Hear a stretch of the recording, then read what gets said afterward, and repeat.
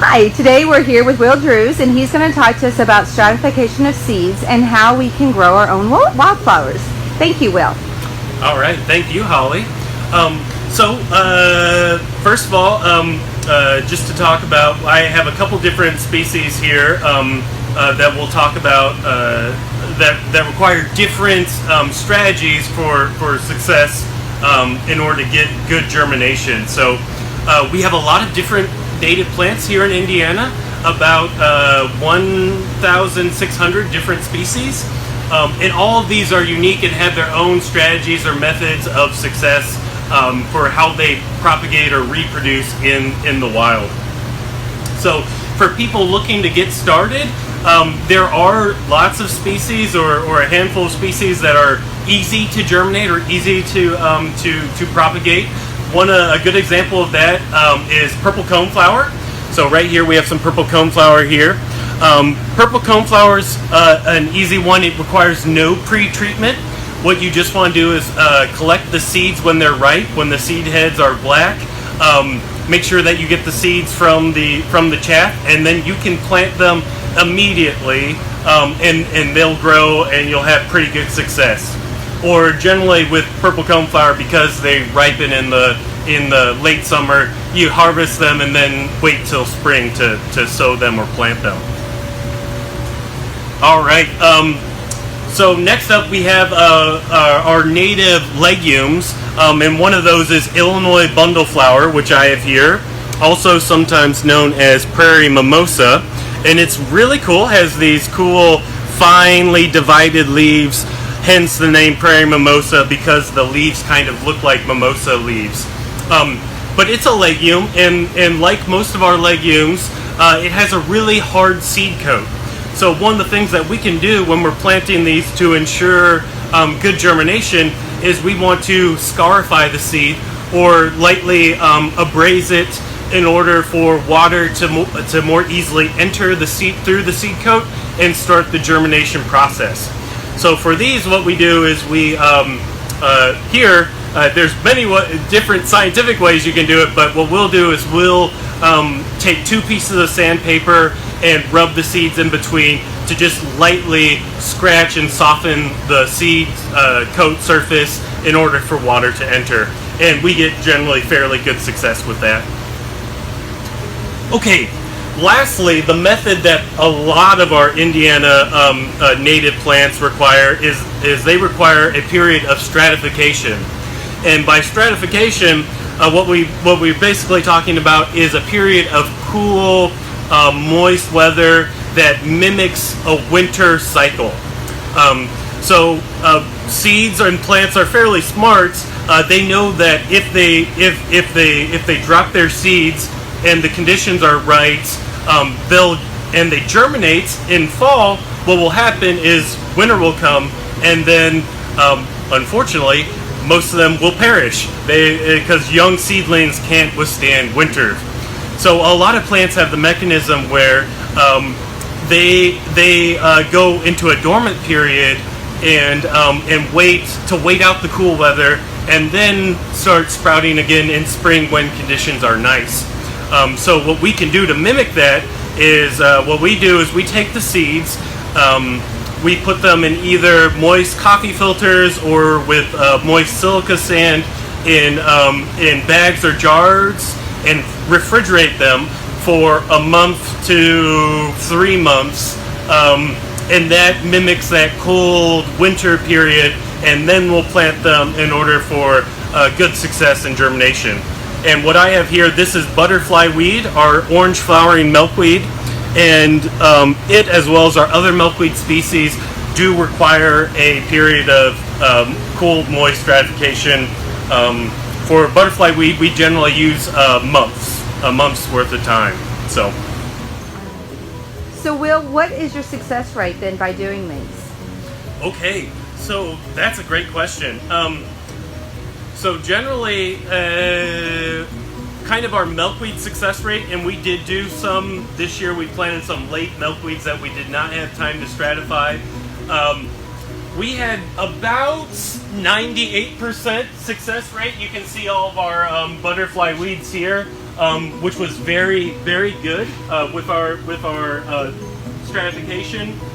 We did some world milkweed without stratification, and it does also generally like stratification. We had about a 50% success rate, so a fairly high, a good pronounced difference. A lot less without stratifying. So with purple cone, we probably had about 80%, which is pretty good for again requiring no stratification or anything, just planting. And our bundle flower, we had probably about 60-70%, and we'll take that as pretty good. The seed source we're using for these guys is getting a little old. We'll probably get a fresh source for next year, but it was acceptable. Yeah. So is there a place where people could go online and find out about how to do their seeds? Sure. Yeah, there are several resources that you can use. The one that I like to use the most is Prairie Moon Nursery.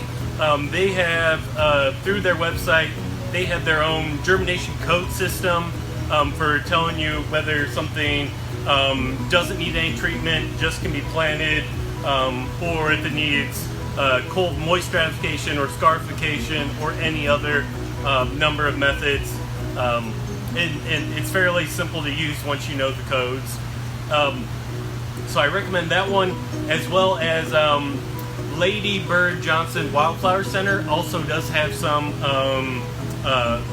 propagation, cultivation information for certain species as well that you can look into. So those two are generally the two that I use. People collect their seeds if they want to try to plant them in the spring. Ooh, that's a good question. So it really depends, for collecting seeds, really depends on the species. But a lot of times, a common mistake is to either wait, is to collect too early or wait too long.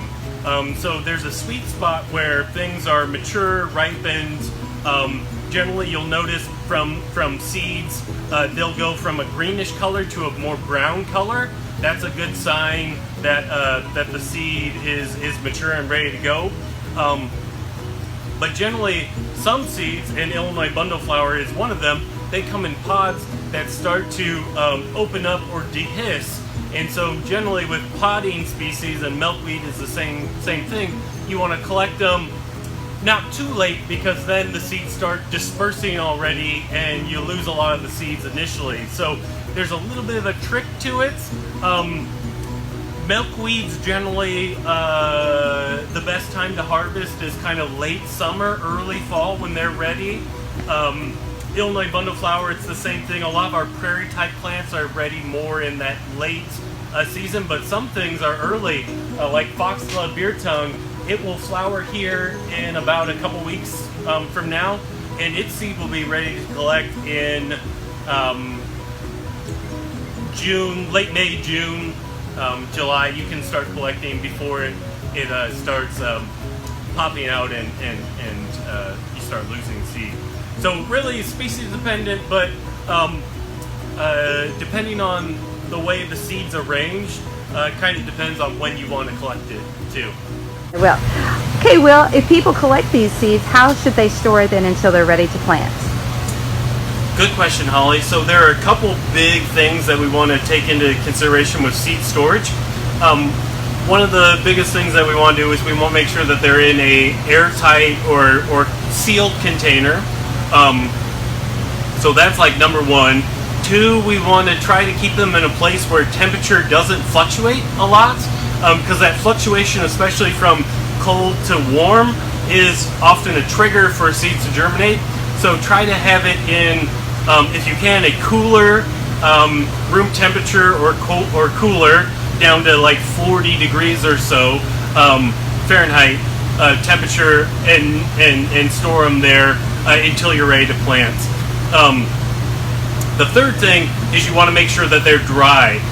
Try not to get any moisture in there. If when you've collected the seeds, they're moist, make sure that you leave them in paper bags or spread out to dry before separating them and storing them for longer periods. So make sure that they're dry and are not in a place where they're going to get wet. So those are the big three things: airtight, stable, coolish temperature, and keeping them dry. So could I keep them in my refrigerator? You can.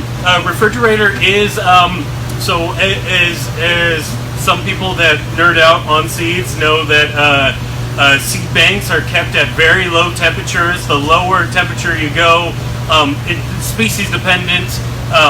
You can store seeds for some species thousands of years, but